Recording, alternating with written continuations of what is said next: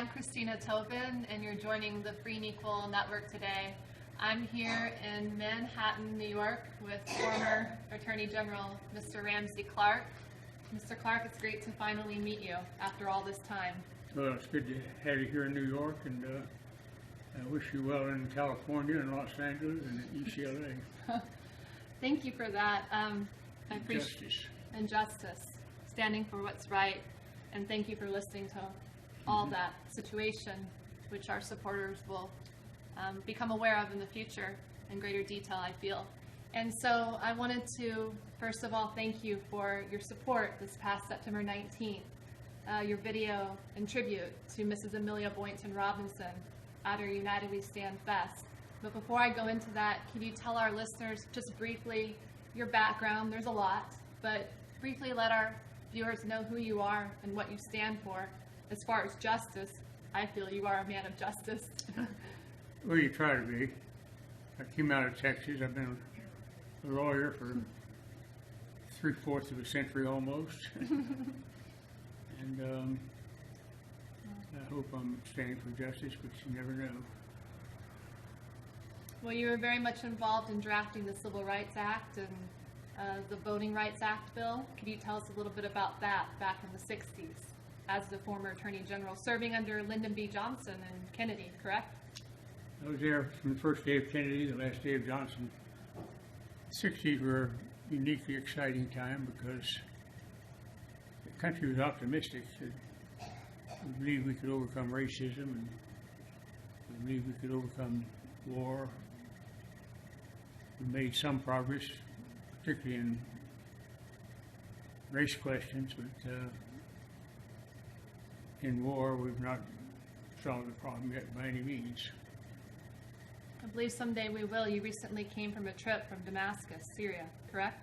Yes, yes. Damascus is a city living in fear, has been for years. Even driving in, you can hear artillery and gunfire in the distance. And the city's almost isolated. 3/4 of the country is pretty badly torn up by violence and dislocated from international trade altogether. Well, we're here today to talk about your support towards free and equal elections, and broadening our electoral choices through education. That's our mission. And with congressional ratings at an all-time low, as well as, according to the Gallup poll, 42% of voters perceiving themselves as independents. Do you feel, or what I feel, and wanted to get your response on this, every problem we have, from the war to the military-industrial complex, a variety of issues throughout the world, seems to derive from having the wrong people in office, Democrats and Republicans alike. Could I get a little bit of your feedback towards that and your support potentially for an independent uprising of independent candidates running for office? Well, we talk about democracy, but our action to make the country a true democracy where there's full participation and full knowledge and full individual independent choice is still a long way to go.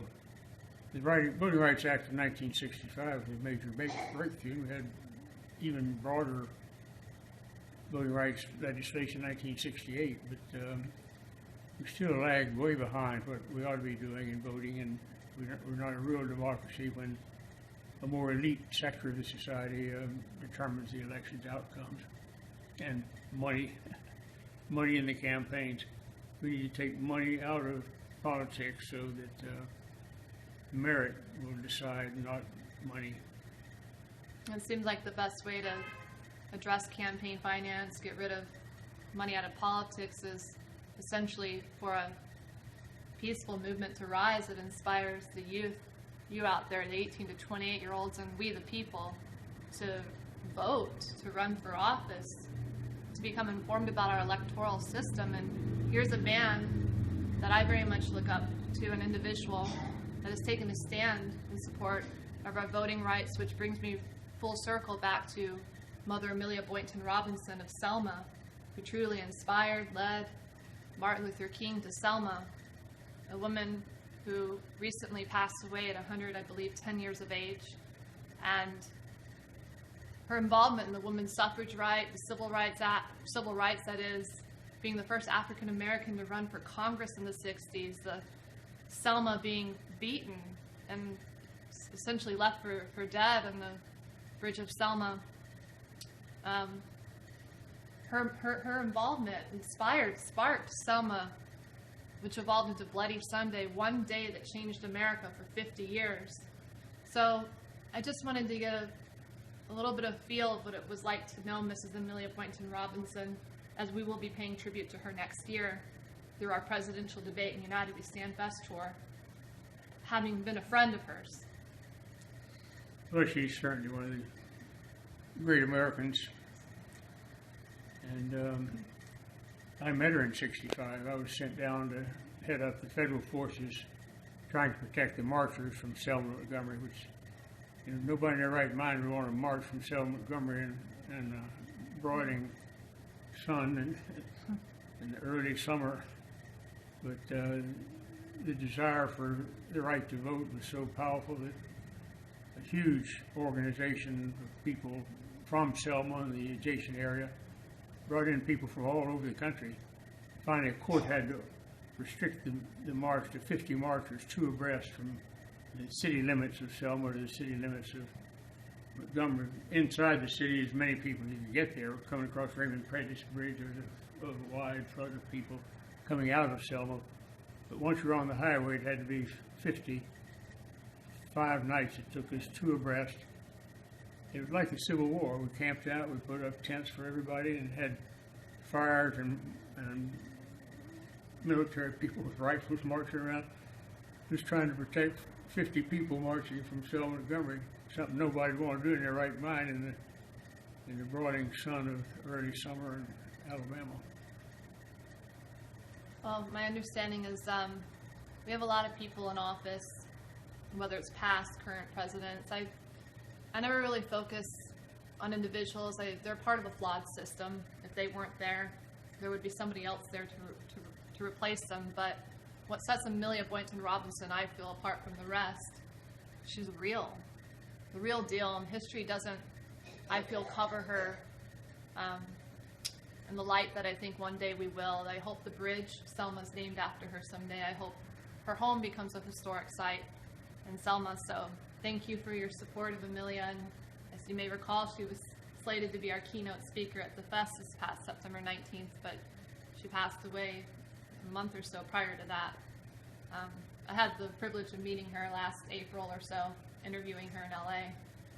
And it was very inspirational to know that a woman, an individual such as hers existed, and to be able to meet that and to have that, to take that for the remainder of my life. What a gift.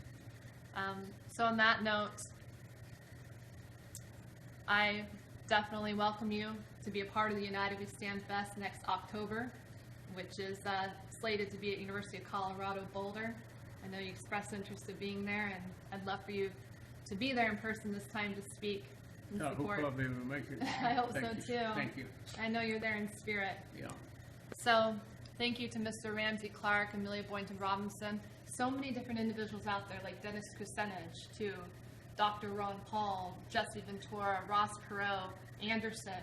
I mean, the list goes on and on. These individuals that have paved the way for an independent uprising, and I look forward to learning more from you, and thank you so much for your support of free and equal elections and standing up for what's right and justice and accountability. So, pleasure meeting you. Keep on keeping on. Thank you for free and You equal never get it all elections. done. Well, it's all about overcoming the odds, right? Yeah. And It's a matter of constant energy and faith that we shall overcome. and voting. Wow. Thank you so much, and that's the Free and Equal Network. Thank you so much.